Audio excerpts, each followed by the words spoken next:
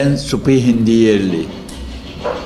Mardin merkezde dedem basmacıydı, babam dokumacıydı. Ben de hem altın işi yaptım telkareyi hem de şeyden yaptım, gümüşten yaptım. 65 seneden beri, 75 yaşındayım. İlkokula gitmeden önce başlamışım. Telkare bir kurum araştırma yapmış. Evet. Kitabı da bendedir. Evet. Milattan 3000 yıl önce Mezopotamya bölgesinde yapılıyordu. Öyle tespit ettiler. Örnek size gösterelim şu. Kıyamet kopsa, deprem olsa, toprak altında kalsa, bulunursa hiçbir şey yok. Hafif bir kirlenir, millenir bilmem çünkü kaç sene kalıyor toprakta. Evet. Anlatabildim mi? Bir şey olmaz. Öyle araştırma yapmışlar. Milattan 3000 yıl önce, milad 2000, 5000 yıllık el sanatı. Bebeğin bir küçüğü, böyle ezelden beri böyle çıkıyor. Madende gümüşü tasfiye ediliyor. Ondan sonra onu alıp ham olarak, burada ocağım var, onu eritiyorum ve görmüş olduğunuz makine, orada teli çekiyoruz. Evet. Kalmadı, çok az yetiştirdim çocuklar, kurtarmıyor. Bu ressama yakınız. Yani bir aileyi geçindiremiyor. Ne aç kalır? Ya acı insan yaşayabilir mi? Telkari denmez. O döküm yapıyorlar, maden yapıyorlar, döküp getiriyorlar.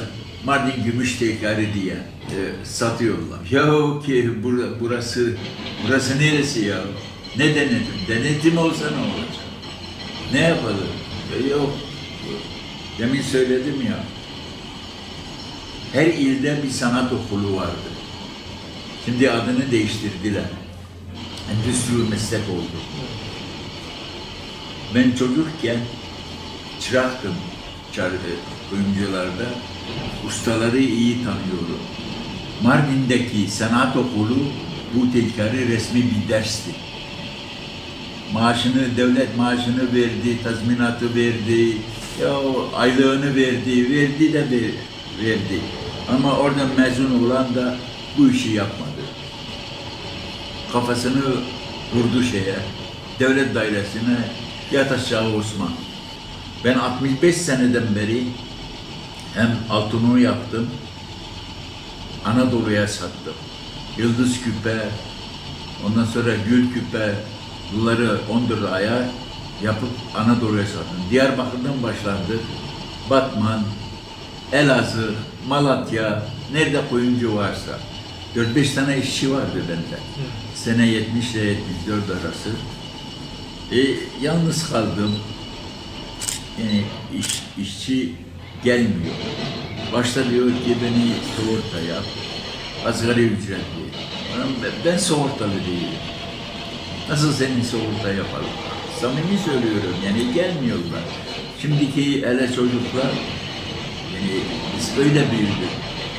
Usta dayak atıyordu, evde de baba dayak atıyordu. Yarın sabah erkenden işe gidecek.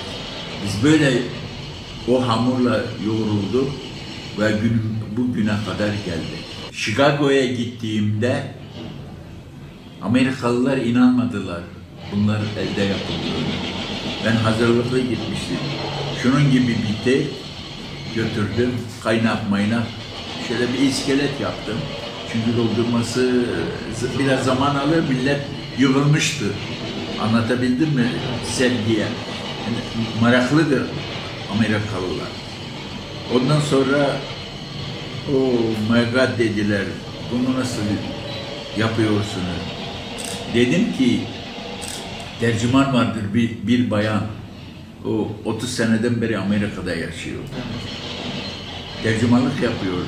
Sabah erken benden önce giderdi. Bekliyordu beni. Neyse. Dedim ki bu telkari, bu görmüş olduğunuz göz iğnesi, küpe, yüzük, gerdanlık, bilezik vesaire. Şimdi kalıba vuruyorum. Menekşe olacak bu. Bitmişi de var. Bu yarım mamur olur. Daha ister, çok ister.